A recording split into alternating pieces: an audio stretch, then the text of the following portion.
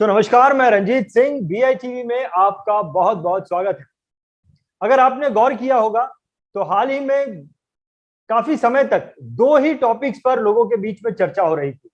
सबसे पहला टॉपिक, जो कि बहुत ही फेमस टॉपिक, सबसे हॉट टॉपिक, कोरोना के टॉपिक पर हर दिन लोगों के बीच में चर्चा हो रही है। और दूसरा टॉपिक वेस्ट बंगाल इलेक्शन था, जो कि बहुत हॉट टॉपिक था और लोगों के बीच में हर दिन इसके ऊपर चर्चा होती थी। कोरोना के बारे में हमने बहुत कुछ सीखा, कोरोना से हमने बहुत कुछ सीखा, इस महामारी से हमने बहुत कुछ सीखा। इसके ऊपर बहुत सारे वीडियो बने, हमने भी इसके ऊपर कुछ वीडियो बनाए कि इस महामारी से हमें क्या सीख मिल सकती है। लेकिन वेस्ट बंगाल का इलेक्शन अभी हाल ही में खत्म हुआ है।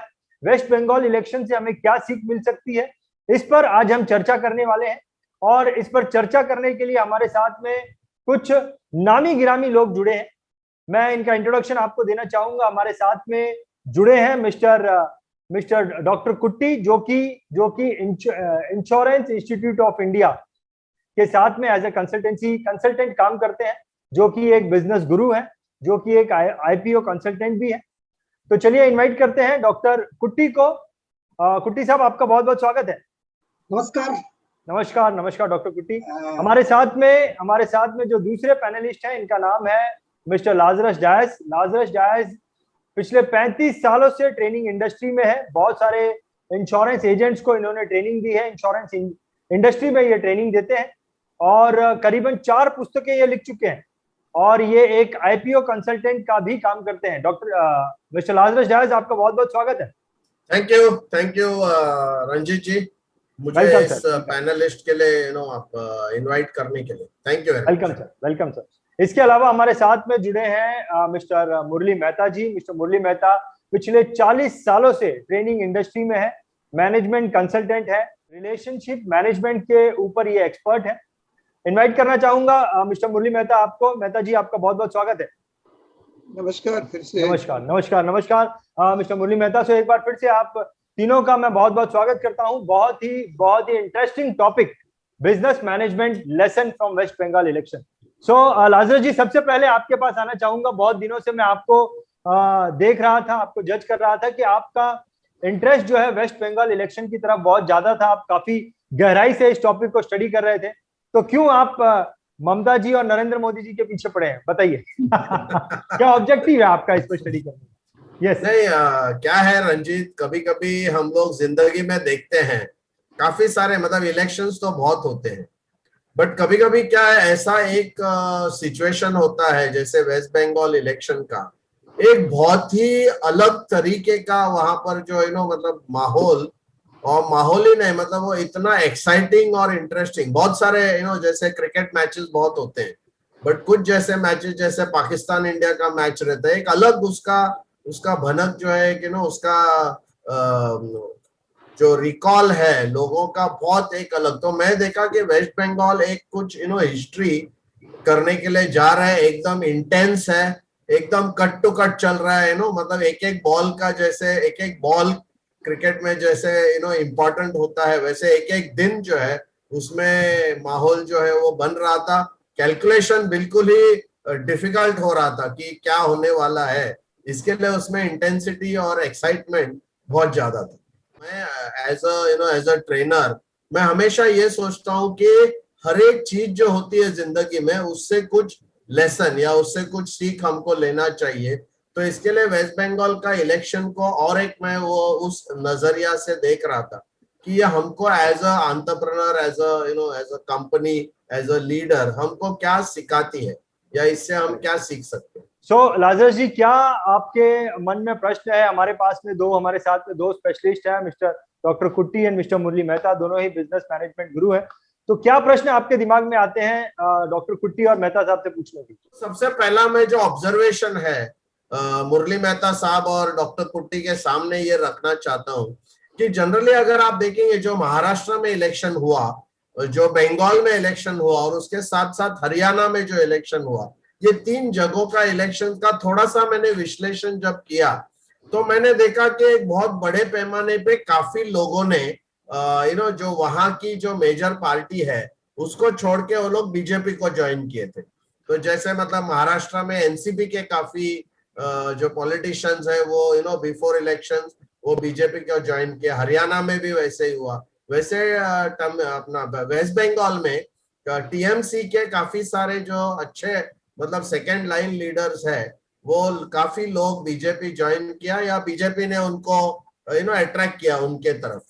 बट जब मैं ये स्टडी कर रहा था तो मैंने क्या देखा कि 60% ये लोग जो अपना पार्टी मतलब जो पार्टी चेंज करते हैं, उनका पहले के तुलना में जो उनका विनिंग मतलब ये रहता है 2-3 बार वो लोग सीट जीत चुके होते हैं, बट पार्टी चेंज करने के बाद 60% लोगों का सीट जो है वो लोग लूज करते हैं ना, वो लोग वहां जीतते नहीं है। तो इसके ऊपर मैं सोच रहा था कि ऐसे क्यों हो रहा है। फिर मैंने देखा मीडिया में भी एक ऐसा मीडिया हो या कॉर्पोरेट वर्ल्ड में ऐसा ही होता है। जैसे एक वेरी सिंपल है कॉमेडी नाइट्स विद कपिल, जो पहले का कलर्स का शो था, उसके बाद कपिल कलर से निकल के फिर सोनी में उन्होंने सोनी एंटरटेनमेंट टेलीविजन में वो शो उन्होंने शुरू किया। उसका नाम चेंज हो गया कपिल शर्मा शो। और वो एंटरटेनमेंट की दुनिया में इतना मतलब कॉमेडी और इसके उसमें इतना मशहूर हो गया कि कपिल शर्मा को जो है वो comedian the entertainer of the year करके अवार्ड मिला। और उसके अलावा वो शो सबसे हाईएस्ट रेटिंग मतलब और एडवर्टाइजमेंट्स वगैरह सब उसमें हो रहा था। बट क्या हुआ बीच में, कपिल शर्मा और सुनील ग्रोवर जो है दूसरा एक कॉमेडियन है, उनके बीच में थोड़ा सा कुछ अनबन हो गई। और वो अनबन के वजह से क्या हुआ कि कपिल शर्मा का जो शो है वो पूरा धीरे धीरे धीरे उसका टीआरपीज नीचे आने लगा। और अभी मतलब ऐसा सिचुएशन है कि शायद वो शो बंद करना पड़े। कपिल शर्मा को भी 100 करोड़ से ज्यादा नुकसान उसमें हो सकता है। अच्छा, और एक एग्जांपल है क्योंकि सास भी कभी बहू थी, जिसमें ये जो था अमर उपाध्याय जो है मिहिर वीरानी का मतलब कैरेक्टर प्ले कर रहा था। और वो कैरेक्टर में क्या हुआ कि इतना मतलब उनको उस कैरेक्टर में उस सीरियल में उनका डेथ बताया जाता है। और वो डेथ जब होती है तभी पूरा इंडिया में जो है ना लोग इतने पागल हो जाते हैं कि वो क्यों मर गया, उसको क्यों मरवाया है ना। और उसके वजह से कुछ लोगों ने सुसाइड कमिट किया, कुछ लोगों ने ये किया। तो उसको लगा कि मैं ये शो चला रहा हूँ। बट क्या हुआ, इमीडिएटली वो उसके साथ वापस कुछ अनबन हो गई और उसको फिर स्टार प्लस ने निकाल दिया। और उसके बाद जो है जो दूसरा जो प्लेयर है सास भी कभी बहू थी, रोनित रॉय करके उन्होंने उसमें लिया। और उसके बाद वो शो जो है एकदम परफेक्ट एकदम परफेक्ट चला। फुल मतलब उसका जो ये है वो फुल उसका जो सीरियल पूरा एंड तक वो एकदम बहुत फर्स्ट क्लास चला। तो मेरा सवाल ये है कि पॉलिटिशियंस डॉक्टर कुट्टी कि पॉलिटिशियन जब अपना पार्टी चेंज करते हैं तो वो हारते क्यों है और पार्टीज को क्या ऐसा दूसरे पार्टी से पोचिंग करके कैंडिडेट्स को खड़ा करना चाहिए? मेरा मूल उद्देश्य इसमें पूछने का ये है, क्या टीम मैटर करती है या एक इंडिविजुअल मैटर करता है? व्हाट इज मतलब आपका इसके ऊपर क्या ये ऑब्जर्वेशन के ऊपर क्या है? पॉलिटिकल इलेक्शंस हो, चुनाव हो या कोई वस्तु की खरीदी हो, that is buying of a product, या कोई टेलीविजन का व्यूइंग हो, ये तीनों में एक हमको स्पष्ट क्लियर होना चाहिए, तीनों में there is what is called as a buying, एक खरीदी हो रही है, राइट? जब खरीदी हो रही है, when there is a buy in, तो खरीदने वाला जो है, चाहे वो इलेक्शन में वोट देने वाला भी हो या खरीदने वाला भी हो, कोई उम्मीद होती है खरीदने वाले की कि उसमें से हमको क्या मूल्य मिलेगा, राइट? कुछ तो मूल्य है, नहीं तो कोई खरीदता नहीं है। अभी जब मूल्य का हम बात करते हैं, पॉलिटिक्स में जो मूल्य है it is in terms of specific benefits जो रहेगा, जनता की कल्याण क्या होगा, अलग अलग प्रकार का जो भी होगा उसका विचार के साथ जो भी है। वस्तु के बारे में तो हम जानते ही हैं, इंश्योरेंस हो या जो भी हो उसका क्या रहेगा। लेकिन ये हर चीज में अगर हम देखेंगे, ultimately somewhere in the back of the mind, लोगों का मन में एक ख्वाहिश जो ना, एक ख्याल रहता है कि, ये मेरा ख्याल है कि लोगों के मन में ये ख्याल रहता है कि ये जो भी मूल्य मिलेगा it is the result of A system.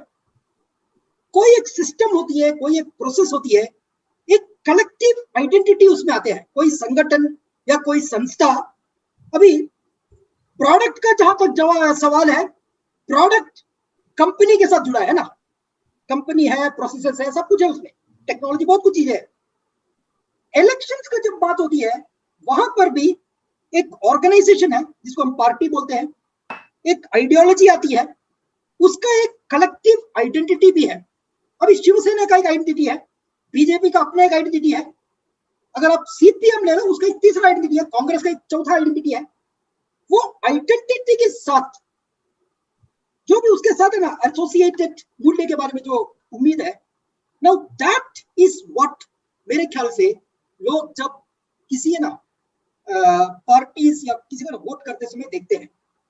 जहां तक व्यक्ति का सवाल है, टू द एक्सटेंट एक व्यक्ति जो लीडर जो भी रहेगा वो आइडेंटिटी के साथ मिलता जुलता है और आइडेंटिटी का एक रिप्रेजेंटेटिव प्रतिनिधि बनकर आता है तो शायद वो जीत जाएगा। लेकिन सिर्फ कोई एक पार्टी, कोई एक लीडर तो था, दूसरा कोई पार्टी का था, उसको पोच करके इधर खींच के लाने से वो फिर से जीत जाएगा, मेरे ख्याल से क्लियरली ये एक इलेक्शंस में से क्लियर दिखाई देता है कि किसी को बाहर से लाकर खड़ा करना व्यक्ति के आधार पे, उसी आधार पे वोट मिल जाएगा या खरीदी होगी, मेरे ख्याल से वो चलता नहीं है। सिमिलरली एक्टर का भी बात लो, actor is not what wins the show. Amitabh Bachchan को सिर्फ लाने से सिनेमा सुपर हिट होगा कोई गारंटी नहीं है। अमिताभ बच्चन ग्रेट फिल्म्स बनाया है, अमिताभ बच्चन के फिल्म से पूरा फ्लॉप भी हुआ है। वही सवाल है ना शाहरुख खान का, सबका है ना। At the same thing I think applies in politics. कुछ लोग आते हैं दूसरे पार्टी से भी, इफ टू द एक्सटेंट के ना वो पार्टी का साथ जो है ना, वो आइडेंटिटी के साथ उसका एक ये रहता है, to that extent I think that leader can win also। तो मेरे ख्याल से कोई भी एक पॉलिटिकल पार्टी इलेक्शंस में लड़ रहे हैं तो, I mean coming back to the elections, अपना अपना जो भी कलेक्टिव आइडेंटिटी है, अपना जो पहचान है, उस पहचान को समझना और उस पहचान को लेवरेज करना और फिर जनता के साथ कितना वो मिलजुलता है, वो सवाल अलग है। मेरे ख्याल से वही आधार पे इलेक्शंस जीत सकती है। अगर आप देखें तमिलनाडु में यही हुआ, एआईडीएमके का जो है जो झमेला हो गया पार्टी से, इनर बीच में पोचिंग एंड काउंटर पोचिंग वो सब चल रहा था, मेरे ख्याल से एआईडीएम का भी प्रॉब्लम वहीं पे से शुरू हो गया है। DMK it's not because DMK is, I don't think it is one of the best parties है ना, वहां पे भी झमेला उसी में हो गया है। तो मेरे ख्याल से ये जो ना the identity of an organisation, of a team, काफी क्रिटिकल होता है इसमें। बस I think that is all I have to say. बहुत अच्छा क्वेश्चन आपने पूछा और बहुत ही जबरदस्त कुट्टी साहब, डॉक्टर कुट्टी साहब, आपने इसका जवाब दिया। तो आपका प्रश्न ये था कि जब एक पार्टी का मेंबर जो उस पार्टी में जीत रहा है, लेकिन जब वो दूसरी पार्टी में जाता है तो 60% ऑफ टाइम उस पार्टी में जाके वो हार जाता है, तो ये इस तरीके से का जो ट्रांजैक्शन होता है ये क्यों होता है? और डॉक्टर कुट्टी साहब आपने बहुत अच्छा जवाब दिया कि एक जो प्रोडक्ट है, आपने कंपनी के प्रोडक्ट के हिसाब से जवाब दिया कि ये जो प्रोडक्ट है वो कस्टमर को बेनिफिट देता है। दरअसल वो प्रोडक्ट उस सिस्टम का एक पार्ट होता है, सिर्फ वो प्रोडक्ट को अगर उस सिस्टम से निकाल दिया जाए तो वो बेनिफिट, सेम बेनिफिट वो कस्टमर को नहीं दे सकता है। बहुत ही अच्छा एग्जांपल दिया कुट्टी साहब आपने, बहुत अच्छा एग्जांपल। यस लाजरस जी।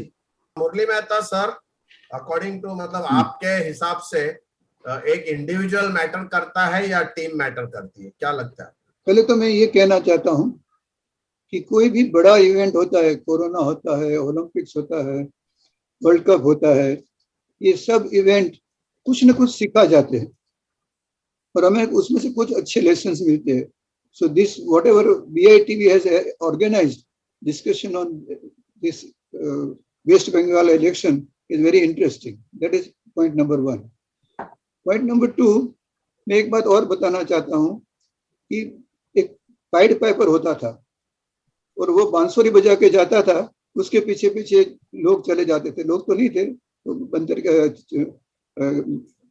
रेट्स की बात है, लेकिन जाते थे। जो ये लोग कोचिंग करते हैं, they are expecting that along with that person other people will also come, and that is what now doesn't happen, because there are no rats, there are intelligent people. They have experience, and Absolutely. they understand that this is not right. So therefore it doesn't happen. Third thing, poaching is a part of any war. It's a common thing and it has to happen. Unfortunately,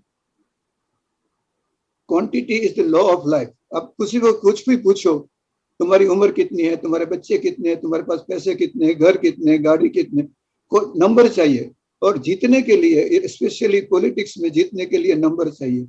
So it is bound to happen, and anything is fair in love and war. Individuals are important or team is important. Collectively, it is individuals together are important, and not one factor but all the factors. जैसे doctor कुटी ने बताया कि अकेले अमिताभ बच्चन से अच्छा film नहीं बनेगा, सब साथ में है तभी बनेगा. So it's all of them together is important, not one person. बहुत बढ़िया, बहुत बढ़िया.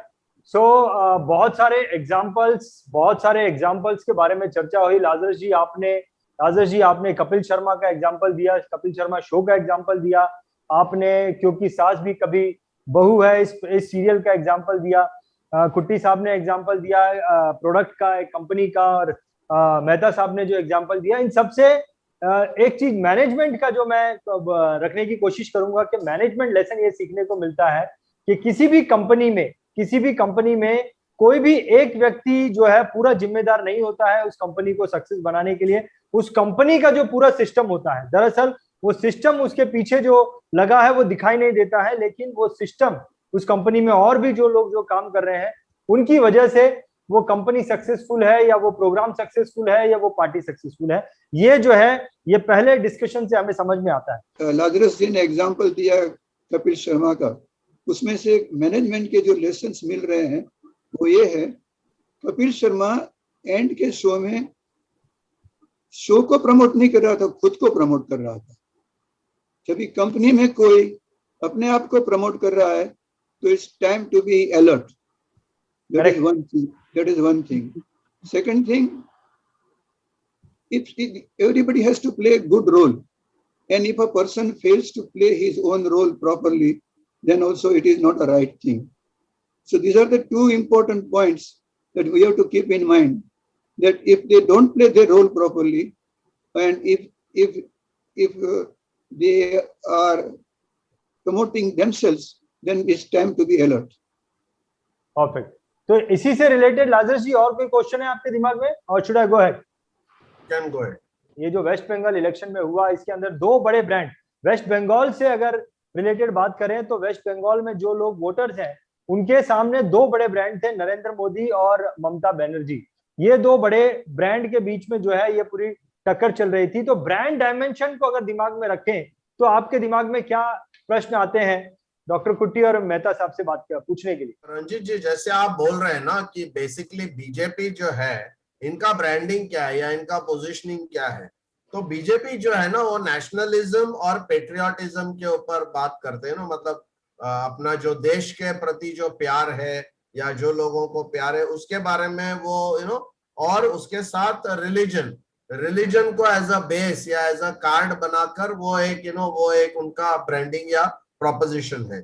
दूसरे तरफ अगर हम देखते हैं तो ममता दीदी ने क्या किया है कि ममता अपने आप को दीदी कहती है, डॉटर कहती है ना, बंगाल की वो बेटी है, बंगाल की बेटी है, और बंगला सोनार बंगला करके उनका वो उस तरीके से वो ब्रांडिंग कर रही थी.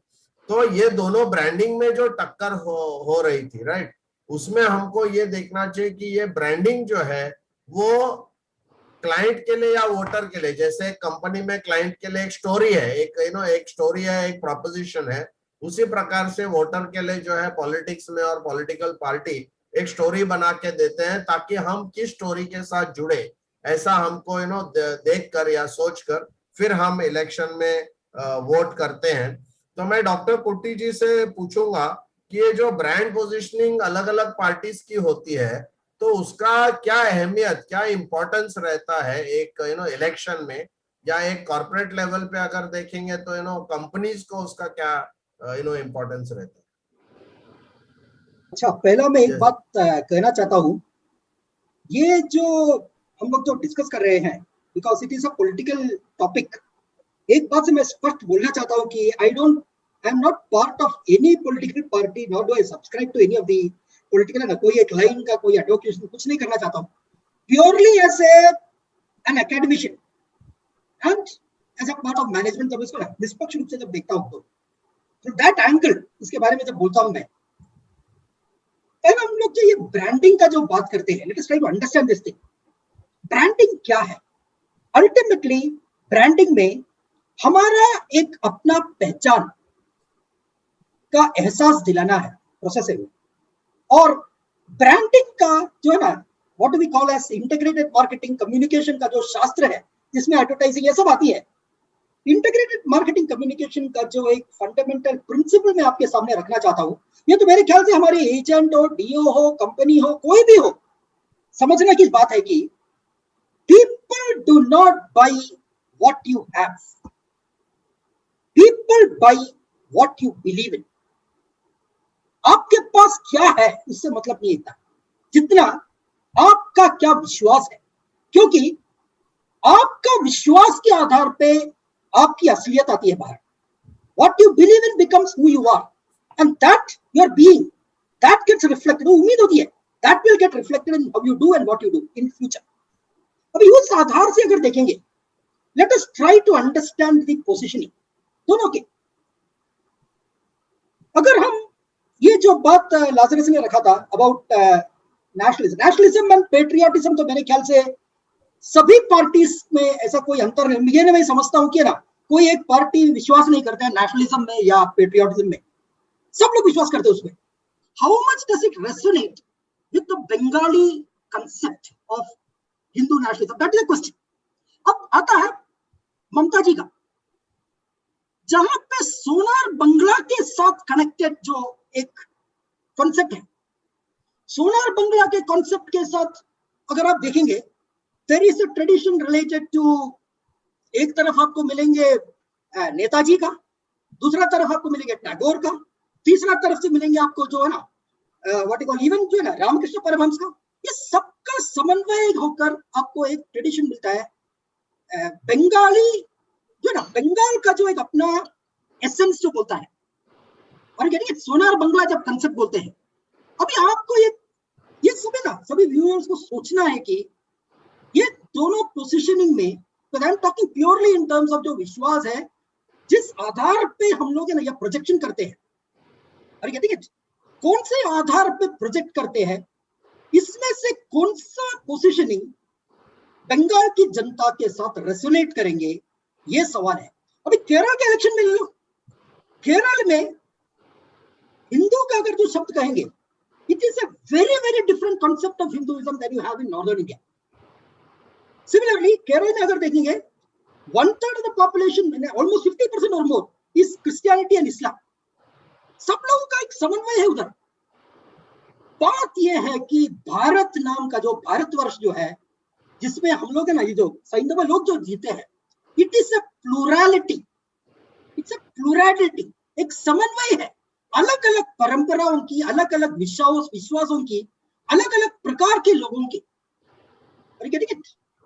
और वो प्लूरैलिटी के साथ रेजोनेट क्या करती है, अलग अलग स्टेट्स का जो है, अलग अलग राष्ट्रों का जो वो बंगाल में मोर रेजोनेटिंग है Sonar Bangla. Are you getting it? That is what we need to understand. वो पोजीशनिंग में कौन जीता और कौन हारा, मेरे ख्याल से I am going only by that, ये जो है ना दो एस्पेक्ट को लेके, बिकॉज़ पोजीशनिंग में बहुत कुछ है और आई am not getting into all those things, performance and all those things. लेकिन अगर आप प्योरली जो ये जो बात है ना about nationalism around religion and around Sonar Bangla concept, आप पता समझ सकते हैं कि ना कहां पे वो डिफरेंसेस आ गया बाहर। I hope I am clear in this matter. Mehta साहब, मैं आपके पास आना चाहूंगा और थोड़ा स्पेसिफिकली बात करने की कोशिश करूंगा। डॉक्टर कुट्टी, आपने काफी डिटेल में चीज को बताया, इसका इंपॉर्टेंस है, लेकिन स्पेसिफिक अगर मैं जाऊं, लाजरस जी आप मुझे सही करना, आपका प्रश्न ये था कि ब्रांडिंग का कितना इंपॉर्टेंस है, क्योंकि ये वेस्ट बंगाल इलेक्शन को हम बिजनेस मैनेजमेंट के साथ में थोड़ा कनेक्ट करने की कोशिश कर रहे हैं। तो मेहता साहब, मैं आपसे पूछता हूं कि ब्रांडिंग का कितना महत्व है, इंपॉर्टेंस ऑफ ब्रांडिंग, इस पर मैं आपसे थोड़ा जानना चाहूंगा। ब्रांडिंग का काफी इंपॉर्टेंस है। इसलिए जैसे शुरू में ही डॉक्टर कुटी ने बताया, एक पहचान होती है और एक एहसास होता है, दोनों की इंपॉर्टेंस है और ब्रांडिंग से दोनों मिलता है। मेरा मानना ऐसा है कि branding is a contextual thing. Branding is with people, branding is with society, branding is with culture, branding is with time, it changes, it doesn't remain the same thing. Today what is context, in today's context, what is applicable as for branding may not remain tomorrow. There are three aspects according to me जो branding को नक्की करते हैं, brand को नक्की करते हैं rather. एक तो मोटिव ऑफ द पार्टी या कंपनी या पर्सन, दूसरा उसका परफॉर्मेंस, तीसरा उसका कंट्रीब्यूशन। ये तीनों मिलके उसके ब्रांड बनाते हैं और वो बदलता रहता है, वो वही करने रहता है, लेकिन branding is important at any point of time. बहुत बढ़िया, फैंटास्टिक। तो मैं लाजरस जी आपसे ये पूछना चाहता हूं कि कोई भी कॉर्पोरेट है या कोई भी पार्टी है, वहां पर किसी भी कंपनी में या कोई भी पॉलिटिशियन पार्टी में हमें एक कंसल्टेंट की जरूरत क्यों होती है, एक एडवाइजर की हमें जरूरत क्यों होती है, इसके ऊपर थोड़ी सी रोशनी डालिए। देखो क्या होता है रंजीत जी, बेसिकली हम लोग हमेशा क्या देखते हैं, एक जैसा एक पार्टी होती है या पार्टी का लीडर होता है, वो पार्टी और पार्टी का लीडर एक दूसरे में समाये हुए रहते हैं। लीडर भले वो लीडर होने के वजह से एक्चुअली उसको क्या है ना, पूरा एक बर्ड आई व्यू जैसे ऊपर से उसको पूरा दिखना चाहिए। बट प्रॉब्लम क्या है कि जैसे हम लोग मैनेजमेंट में कहते हैं, are you working in the business और are you working on the business. तो जो कुछ लोग हैं ना बिजनेस के अंदर काम करते हैं, जैसा सीईओज है या जो बिजनेस ओनर्स है, और कुछ लोग बिजनेस के ऊपर काम करते हैं। तो बिजनेस के ऊपर काम करना मतलब आप बिजनेस से बाहर है। बट अक्सर क्या होता है, एक एंटरप्रेन्योर और एक बिजनेसमैन जिसने बिजनेस शुरू किया या जिसने पॉलिटिकल पार्टी का जो लीडर है, वो पार्टी के अंदर इतना समाया हुआ रहता है कि उसका वो इमोशनली पूरा अटैच्ड रहता है। और क्योंकि वो इमोशनली अटैच रहता है, वो ऑब्जेक्टिवली कोई भी चीज को देख नहीं पाते। क्यों? क्योंकि उसके दिल के एकदम करीब जो पार्टी है या कंपनी है, उसके दिल के एकदम करीब होती है। तो ऑब्वियसली उसका पूरा डिसीजन जो है वो इमोशनल बेस रहता है। और इस वजह से एक ऐसा इंसान जिसको कोई इमोशन नहीं है उस कंपनी से या कोई इमोशन नहीं है उस पार्टी से, वो बाहर खड़ा रह के बाहर से, जैसे कोच होता है, सचिन तेंदुलकर खेलता है, कोच अपना स्टेडियम में बैठ के उसको एकदम निष्पक्ष, कोई विदाउट एनी इमोशन, एकदम ऑब्जेक्टिवली वो देखता है। तो मेरे हिसाब से कोई भी कंपनी हो या कोई भी पॉलिटिकल पार्टी हो, उसके पास एक ऐसा ऑब्जेक्टिवली देखने वाला अगर इंसान है। मेरे को पता है कि केजरीवाल साहब को एलेक पदमसी सर जो है ना, उन्होंने उनको अपॉइंट किया था। इवन ममता बनर्जी को एलेक पदमसी सर ने कंसल्टिंग किया है, उनको उन्होंने उनसे बात की थी। तो मुझे डॉक्टर कुट्टी जी से ये पूछना है कि ममता बनर्जी के साथ प्रशांत किशोर थे जो उनको गाइड कर रहे थे, एडवाइस कर रहे थे, और बीजेपी के साथ मुझे लगता है ऐसा कुछ था नहीं। तो आपको लगता है कि वो एक फैक्टर, कुट्टी जी, ये बंगाल इलेक्शन में क्या वो एक फैक्टर इम्पोर्टेंट था, और उससे कुछ ऐसा जो बदलाव या जो इफेक्ट आया इलेक्शन का रिजल्ट पे, कितना भारी उसका प्रभाव था, और क्या वो बीजेपी में नहीं होने के कारण उनको उनके साथ थोड़ा सा मतलब एक अलग प्रकार का उनको वो एक्चुअल ऑब्जेक्टिव कुछ दिखने नहीं लगा? क्या लगता है आपको? पहला, मैं बंगाल के बारे में बोलने के पहले दुनिया के इलेक्शंस के बारे में कुछ बताना चाहता हूं।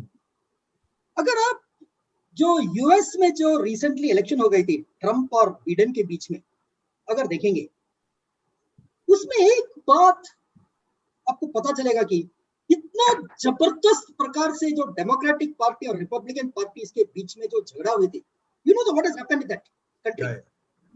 अगर देखेंगे इसका पूरा जो एक माहौल क्रिएट करने का जो बात है, उसका ये जो कंप्लीट है ना, एक जो कैंपेनिंग हर चीज जो थे, उसका पीछे अगर देखेंगे, there was a big role of analytics and artificial intelligence.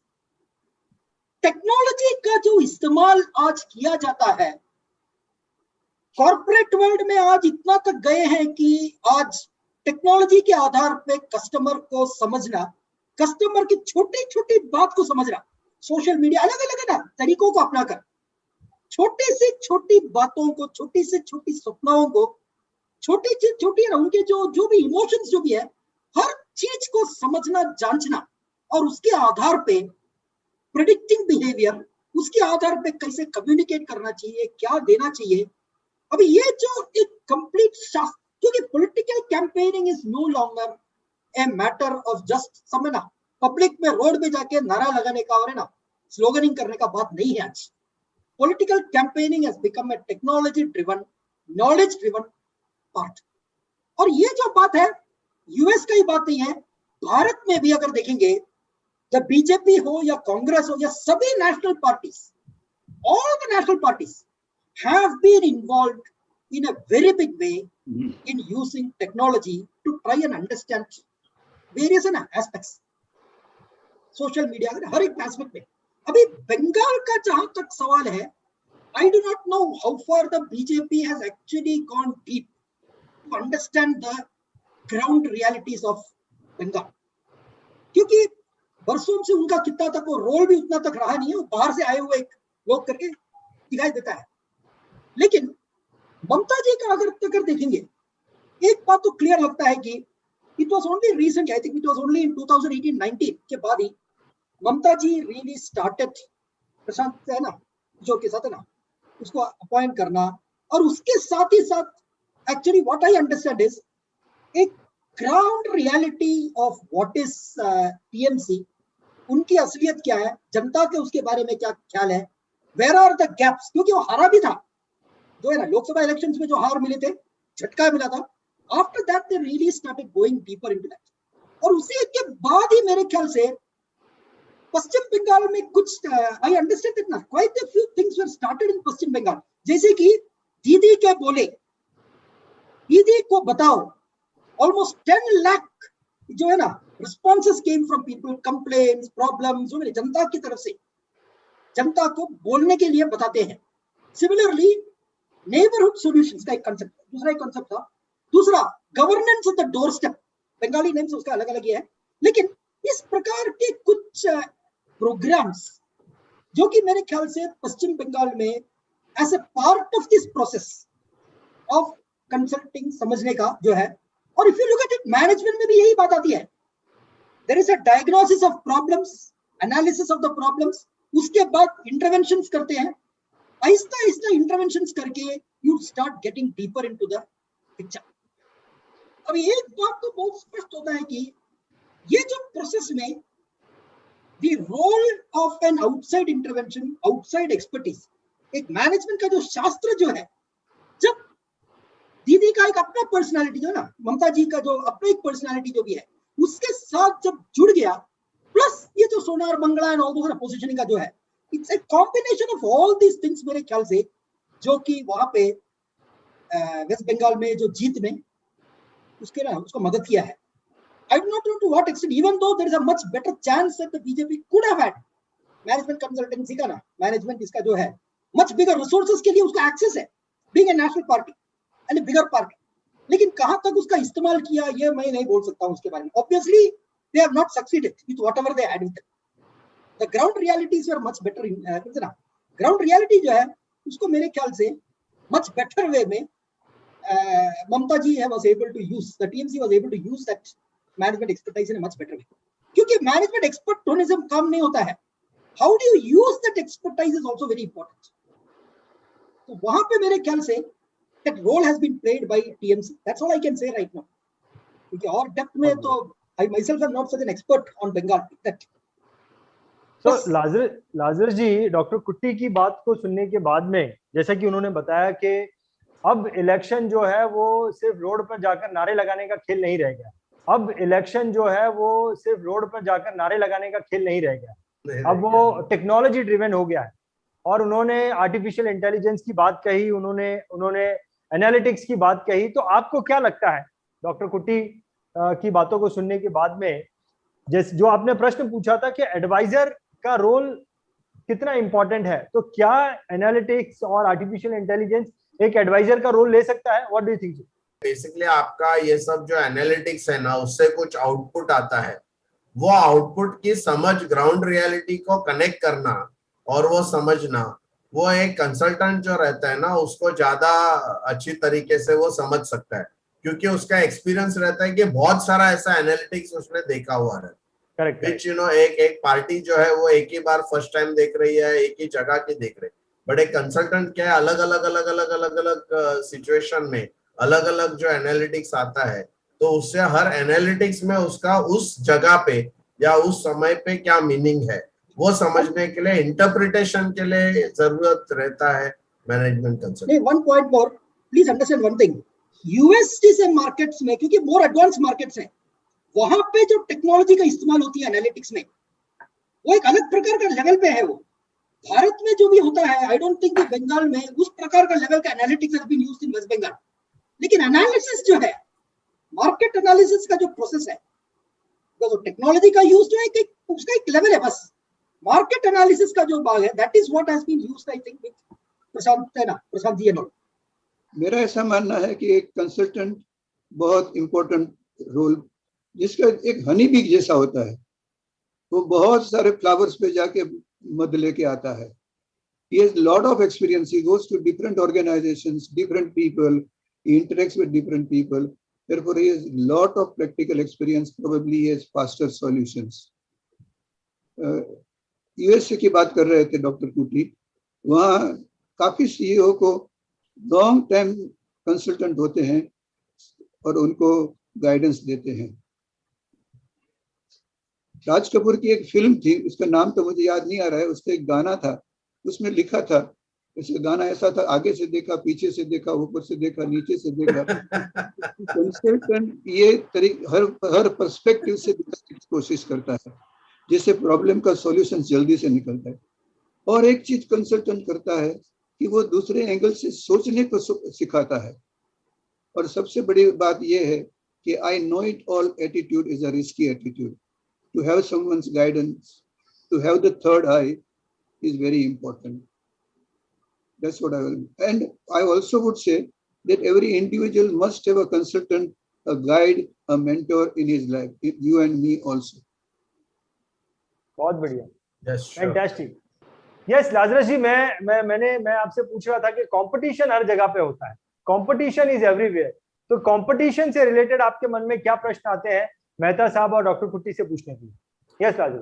Competition के रिलेटेड अगर आपने देखा वेस्ट बंगाल में जो पैसे का खेल था वो एक अलग अलग लेवल पे था। मतलब दोनों जो कंटेंडर्स थे, दोनों जो इस इलेक्शन में टीएमसी और बीजेपी, तो अगर आप देखेंगे बीजेपी का जो पैसे का जो ये था वो काफी, उसका जो पल्ला जो है बहुत भारी था और उसका जो वेटेज था बहुत भारी था। इतना पैसे का टीएमसी जो एक रीजनल पार्टी है, उनका एक्सेस जो है पैसे को इतना नहीं था जितना एक एक नेशनल पार्टी के पास हो सकता है। दूसरी क्या है कि उसके पास इतने लीडर्स थे और इतने अलग अलग प्रकार के लोग थे जो भी आके कैंपेनिंग उन्होंने कर लिया।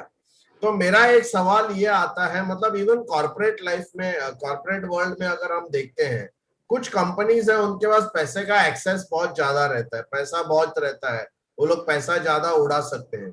दूसरे कंपनीज है जिनके पास पैसा होता नहीं।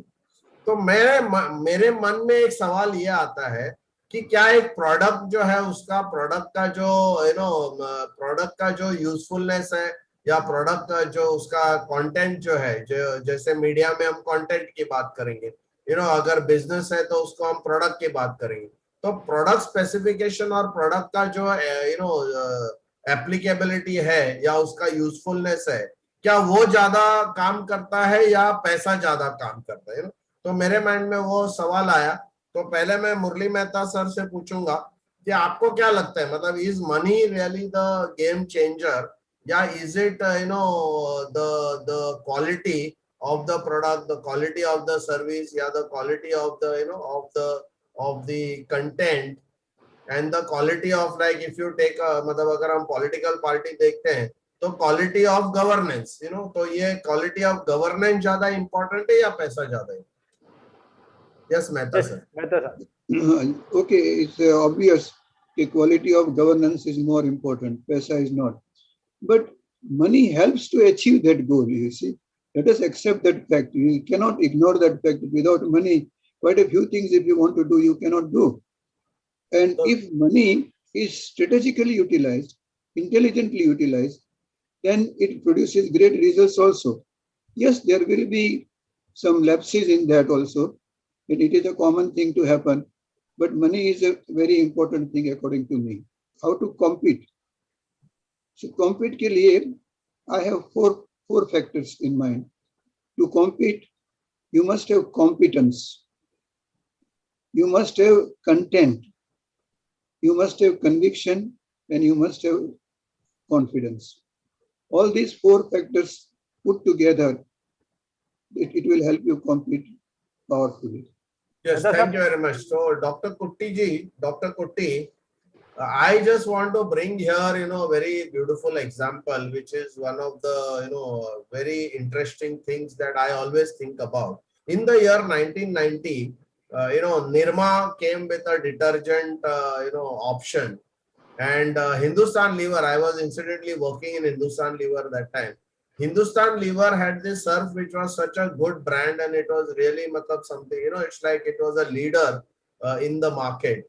And overnight, what happened? Karsanbhai Patel came out with this Nirma product, and what happened was at least for 6 months, all the Harvard marketing graduates in Hindustan Lever could not even kind of find out what actually went wrong.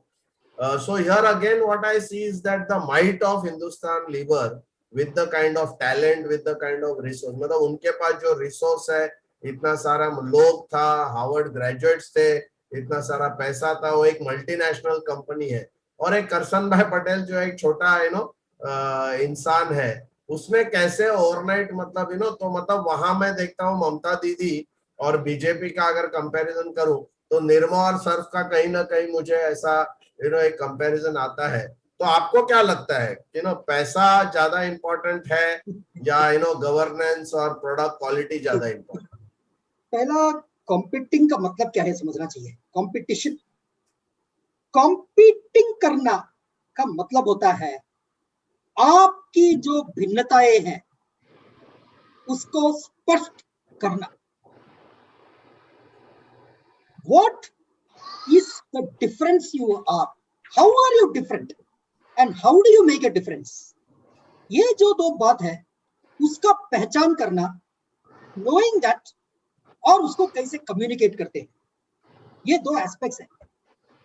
अभी company का जो context अगर लेंगे, इसमें हम लोग ये निर्मा और जो हिंदुस्तान लेवर का बात करते हैं, देखो दो एस्पेक्ट्स हैं. There are two aspects in every competition. एक पार्ट होती है performance. What is the performance, what do you give. आपका जो फंक्शनैलिटी जो होएगा, जो ना बेनिफिट्स देते हैं, उसका जो एक एक्सपीरियंस उसके साथ जुड़ा हुआ है, all that is together performance के साथ बोलता हूं. दूसरा एक एस्पेक्ट है what is the story, narrative क्या है आपका. ये दोनों मिलकर बनता है पोजीशन, स्ट्रेटेजिक पोजीशन. अभी प्रोडक्ट का जहां तक दुनिया जैसा निर्मा और इसका जो है ना सर्फ का जो दुनिया में अगर जाएंगे तो निर्मा का जो सविशेषता जो था, जो करसन भाई पटेल ने लाया था, Nirma hit the market as a low cost product. जो जनता को सोप पाउडर की जरूरत थी, जो ना मट्टी के साथ चलाने वाले जो है सोप पाउडर, जो है डिटर्जेंट पाउडर, जो कि एक चीप लेवल पे जो हर एक साधारण घर में भी खरीद सकता है, निर्मा इंट्रोड्यूस दैट. और वो लेवल पे जो है ना कॉस्ट फोकस में जो कॉम्पीट किया, वहां पे हिंदुस्तान लीवर और प्रॉक्टर एंड गैम्बल को सबको एकदम हिला दिया. तो मेरे ख्याल से परफॉर्मेंस के आधार पे कहां तक कोई भी पार्टी, क्योंकि BJP is a national party, अभी तक उसमें गया ही नहीं है, नेशनल लेवल पे उसका इस बारे में समझदारी होएगा, व्हाटएवर इज दैट, वो तो सब लोग जानते हैं. ओवरऑल इंडिया लेवल पे ना, बिकॉज लोकसभा इलेक्शंस में they have been there, but local level पे व्हाट इज द परफॉर्मेंस पूछा तो I don't really have anything much to say about it, कि कोई एक ऐसा पार्टी ने जबरदस्त परफॉर्मेंस किया, डिफिकल्ट है बोलना। अभी ममता जी के बारे में मैं एक बात बताता हूँ। इनफैक्ट हमारे काफी है ना कुछ वर्कशॉप्स में, प्रोग्राम्स में, जब मैं ब्रांडिंग के बारे में मैं बोलता हूँ, one example I usually take is Mamata Didi की क्या पहचान, ममता दीदी की क्या पहचान, और जवाब मिलता है सफेद sari blue chappal. That has been always the message. अभी उसका पॉलिटिक्स क्या है, वो कितना परफॉर्मेंस किया है, उसके कारण से क्या उधर लोगों को मिला, I don't have anything to say, because कहां तक कोई ना really has been different, I don't know that. लेकिन ये जो पहचान है, I am your friendly neighbourhood sister, that image जो है, that definitely had played a role over the last 20-25 years अगर देखिए। और आज का ये इलेक्शन में क्या हुआ है, look at the whole thing. पैर टूटा है, आर्म चेयर में बैठकर भी हम, व्हील चेयर में बैठकर रास्ते पे हम उतरते हैं, I will fight as a street fighter. लेकिन क्या बंगाल, क्यों बंगाल अपनी डॉटर जो है, बंगाल अपनी जो बच्ची जो है उसको चाहती है, बंगाल की लड़की हूं मैं। अरे गेटिंग इट? एक तरफ जो ममता दीदी का जो कॉन्सेप्ट है, बंगाल की लड़की हूं मैं, और तीसरा जो है हमको बाहर से कोई नहीं चाहिए, हमारी अपनी एक जो ना अंदर से जो आया हुआ है, लोकल लेवल से, हमारे हृदय से आया हुआ एक जो है ना बहन जी है या डॉक्टर है, जो भी कॉन्सेप्ट है, जो कि ना घायल हो चुके हैं, मारा गया है, पीड़ित हो चुके हैं, फिर भी लड़ती है। प्लीज अंडरस्टैंड दैट पूरे जो नरेटिव, जो स्टोरी है, समवेयर, बिकॉज बंगाल के बारे में एक और बात समझता हूँ, वो पीड़ित है, गरीब है, सब कुछ है, लेकिन जबरदस्त सेंसिटिव है, जबरदस्त कवियात्मक है, इमेजिनेटिव है। दैट सेंसिटिविटी जो है, I think she has been able to catch that sensitivity, and that I think ये कॉम्पिटिटिव पोजीशनिंग में, I think that is what really got her the election. That is मेरा understanding वो है बस। I think mister Mehta, doctor Kutty, आपने बहुत अच्छे examples दिए।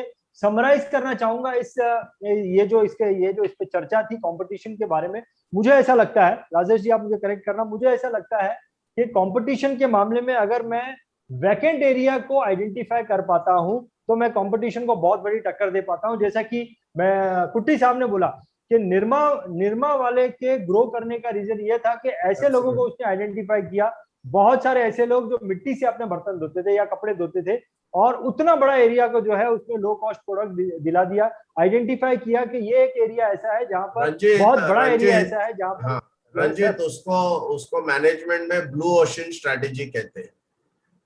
करेक्ट। तो लीडरशिप के ऊपर आपके मन में क्या प्रश्न आते हैं, क्या पूछना चाहेंगे?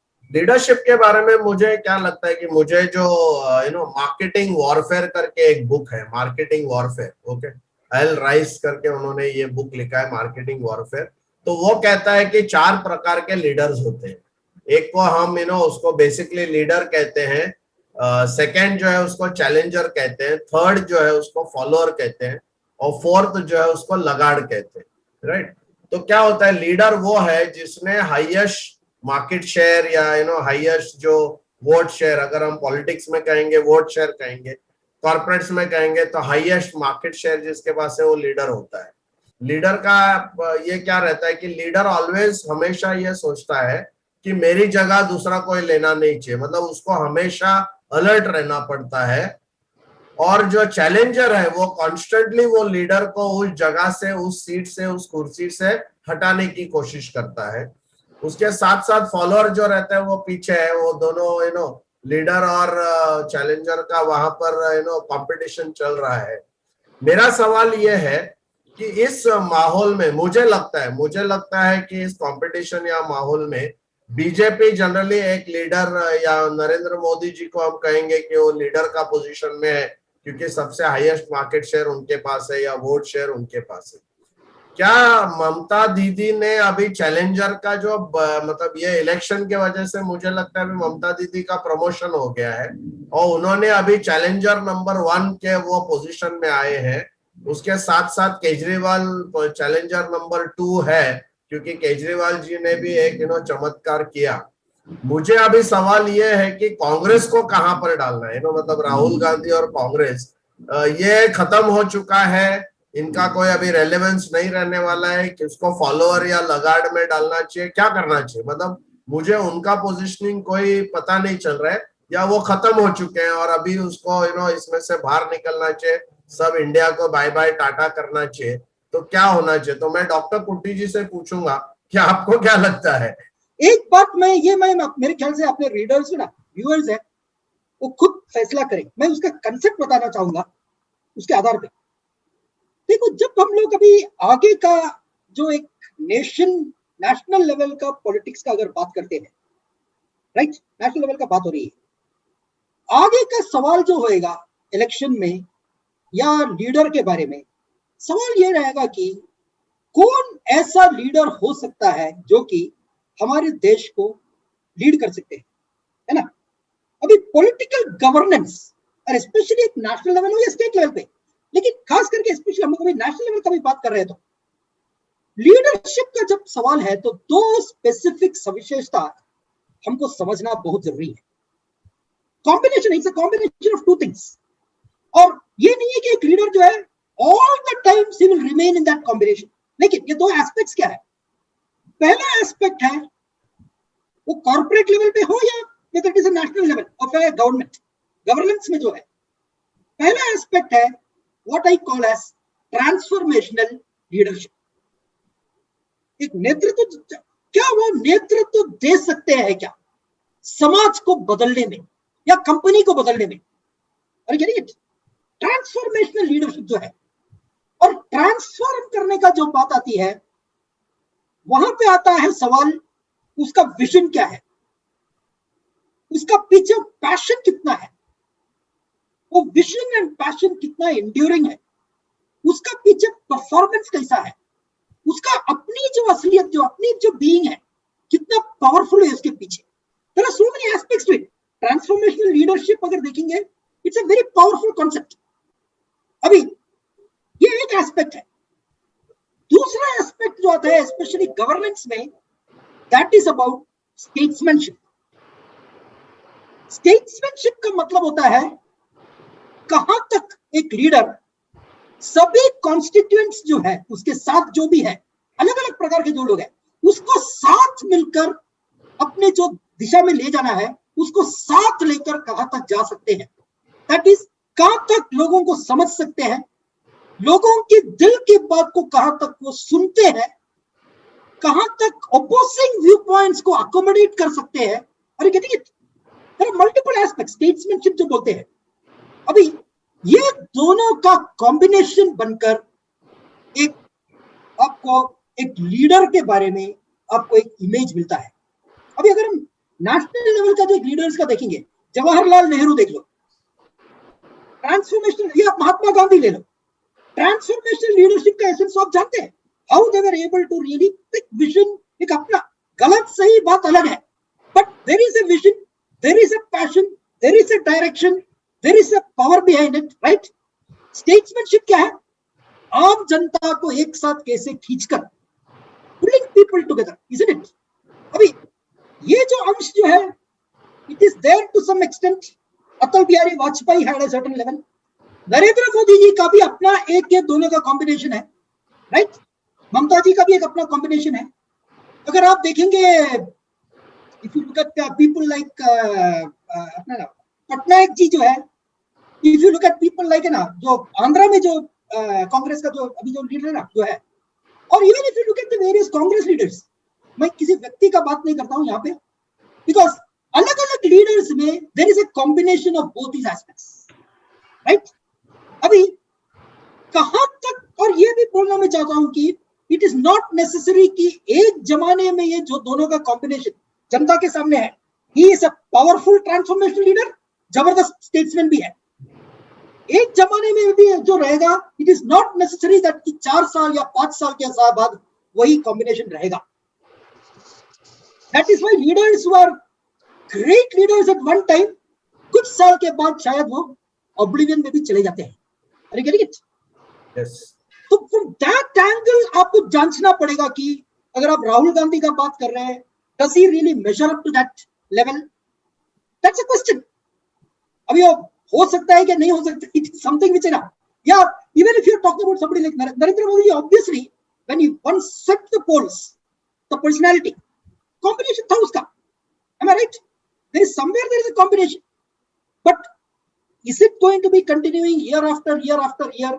जैसे चैलेंजेस आते हैं, प्रॉब्लम्स आते हैं, जैसे ना सवाल बढ़ते जाते हैं. That is where the test of leadership is also seen. Are you getting it? Yes. ये कॉम्प्लेक्स क्वेश्चन है ये, बट मेरे ख्याल से ओनली टाइम विल टेल कि, because there is still a period. अभी 2019 2024 वगैरह 5-6 साल है, जो भी टाइम है अभी, there is still a period जहां पे I don't know really how the whole equation will come up. There are quite a few leaders out there in the, लेकिन आज क्या है कि एक नेशनल लेवल पे what is the already I don't know really कौन उभर आएगा, ये भी पता नहीं है मेरे को. चैलेंजर बन के कौन आएगा उस स्टेट लेवल पे, आज हमको दिखता है. Maybe Mamata ji is there, there are equally powerful leaders in other states, isn't it? Perfect. So that उससे ज्यादा तो, but understand the concept of principles, that is what is more important, I think.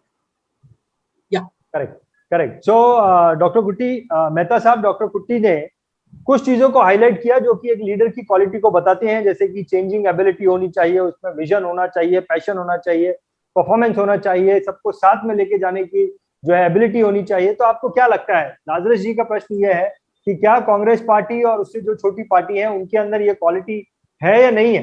What do you think? Okay, before I come to that,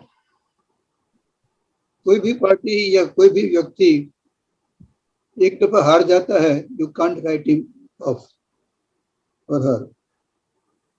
KFC 67 years की age पे successful हुआ after 1003 rejections of the product.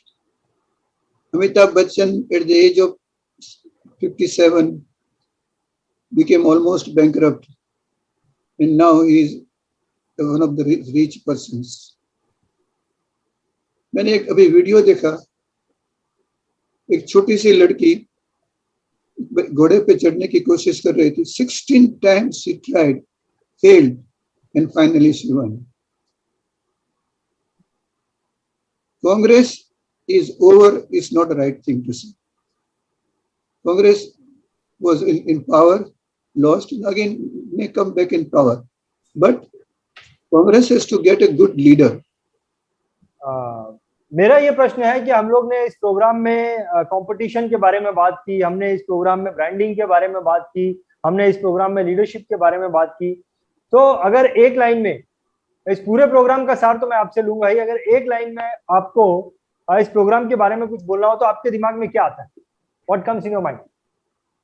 मुझे लगता है कि जिंदगी में हर जगह हर चीज जो होती है, हर सिचुएशन जो होता है, उसको गौर से समझना, बहुत ही डिटेल में उसको एनालाइज करना और हर एक सिचुएशन से कुछ न कुछ सीखना, यह हमारे लिए अच्छा रहेगा. क्योंकि बुक से ज्यादा रियल लाइफ हमारी जो सिचुएशन है वो हमको ज्यादा सिखाती है.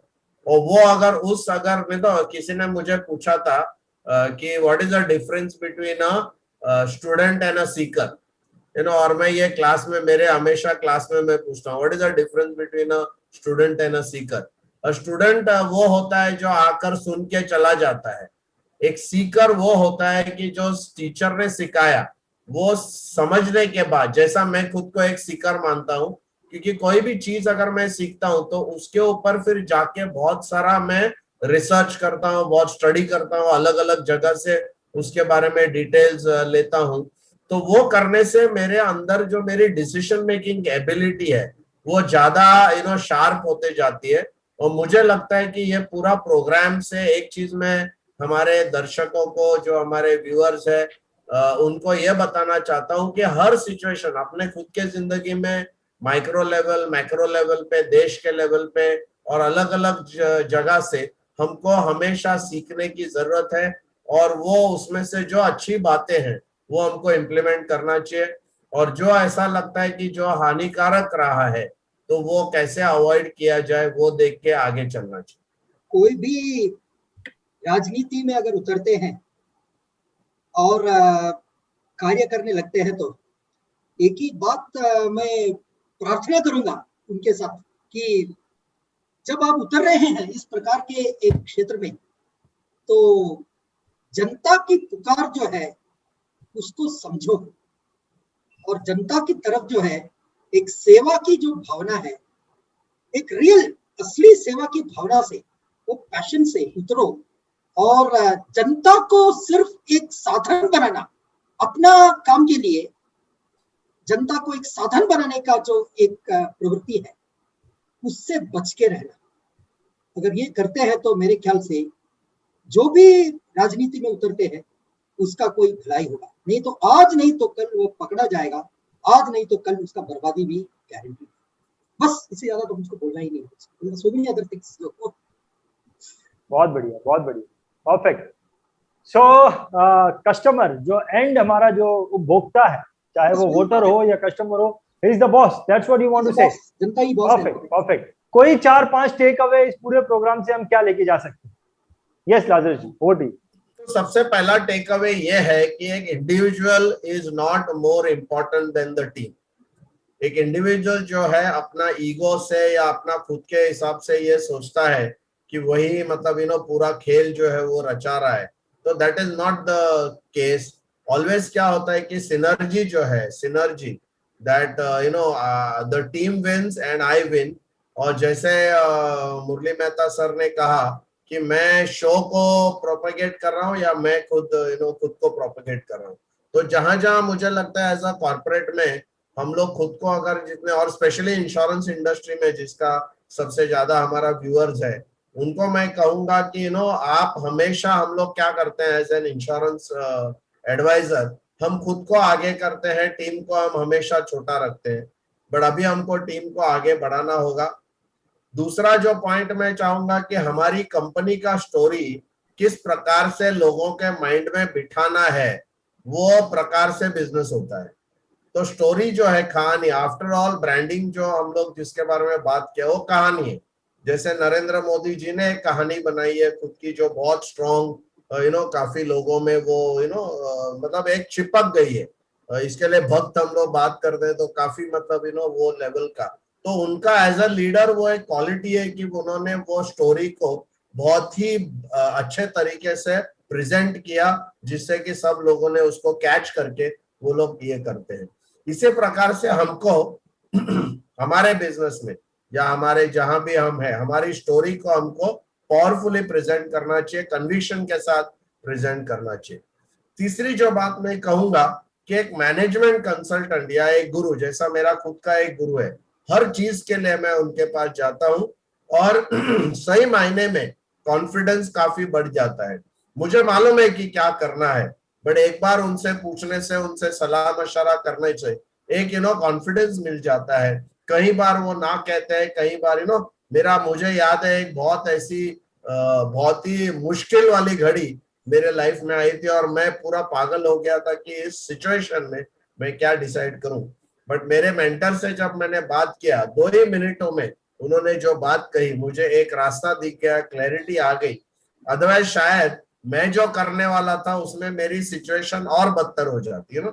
तो मैं हमेशा सब लोगों से ये कहूंगा कि जिंदगी में एक मेंटर, एक मैनेजमेंट कंसल्टेंट, कंसल्टेंसी जो है वो बहुत ही अच्छी रहती है। तो whether you are in politics, whether you are in business, ये अच्छा है। पैसा है ना बहुत इंपॉर्टेंट है, पैसा बहुत इंपॉर्टेंट है, बट इससे ज्यादा इंपॉर्टेंट है कि हम जो सर्विस दे रहे हैं, हम जो हमारी मतलब हम दिल और जान से जो भी हम करते हैं उसको बॉडी, माइंड, स्पिरिट से अगर हम करेंगे, और जैसे डॉक्टर कुट्टी ने कहा, वेदर आप पॉलिटिक्स में, it is not just question of politics. मुझे लगता है कि पॉलिटिक्स में हो या आप कोई सर्विस इंडस्ट्री में हो या कोई आप प्रोडक्ट इंडस्ट्री में हो, जब तक आप अपने कस्टमर और एंड क्लाइंट्स का ख्याल नहीं रखेंगे, ultimately he is the God, और उसको भगवान मानकर जब तक आप नहीं चलेंगे तो बाकी कुछ भी आप कोशिश करने की कोशिश करेंगे तो आज न कल आप फेल होने वाले हैं। क्लाइंट आपको रिजेक्ट करेगा, वोटर आपको रिजेक्ट करेगा। तो इसलिए वोटर और आम जनता का जब तक कोई ख्याल रखता नहीं है, तब तक वो लंबे रेस का घोड़ा नहीं बन सकता है। क्लाइंट इज द बॉस, बाकी कोई कुछ मैटर करता नहीं है। और तीसरी बात जो है, अगर आप लीडर है, आपके जो भी इंडस्ट्री में या जो भी बिजनेस में या जो भी लोकेशन है, वहां पर अगर आप लीडर है, तो आप हमेशा लीडर नहीं रहेंगे। कब तक? जब तक आप जिंदगी में सीखते रहेंगे और कुछ नया नया चीज और नयापन और आपके प्रोडक्ट और सर्विस को जब तक आप इम्प्रूव नहीं करते रहेंगे और उसमें से क्या क्या खामियां है वो ढूंढ कर उसको फिक्स नहीं करते रहेंगे, मुझे लगता है कि सक्सेस जो है वो मिलना थोड़ा सा मुश्किल लॉन्ग टर्म में। शॉर्ट टर्म में सब लोग सक्सेस होंगे, बट अगर लॉन्ग टर्म आपको रहना है तो फिर ये मुझे लगता है इन बातों से हम आगे बढ़ सकते हैं। फैंटास्टिक लाजर जी। सो एक बार फिर से मैं बहुत बहुत धन्यवाद करना चाहूंगा हमारे सारे ही पैनलिस्ट गेस्ट। डॉक्टर कुट्टी, बहुत ही इंपॉर्टेंट टॉपिक था और बहुत ही अच्छे तरीके से हमारे आप लोगों के विचार जो है वो निकल के आए। हमने बात की लीडरशिप के ऊपर, हमने बात की कंपटीशन के ऊपर, हमने बात की ब्रांडिंग के ऊपर तो वो सारे ही इंपॉर्टेंट टॉपिक जो कि एमबीए में सिखाए जाते हैं वो यहाँ पर डिस्कस हुए। और मैं तो ये कहना चाहूंगा कि आज के ये जो 1-1.5 घंटे का जो प्रोग्राम है, इसे हम मिनी एमबीए प्रोग्राम भी कह सकते हैं। तो बहुत ही मजा आया आज के इस प्रोग्राम में वार्तालाप करने में, डॉक्टर कुट्टी, मिस्टर मेहता और लाजर जी से बात करने में बहुत बहुत धन्यवाद। और दर्शकों से मैं कहना चाहूंगा कि इस तरीके के इंपॉर्टेंट टॉपिक्स के साथ हम आगे भी आते रहेंगे और तब तक के लिए मैं आपसे अलविदा लेना चाहूंगा। बहुत बहुत धन्यवाद।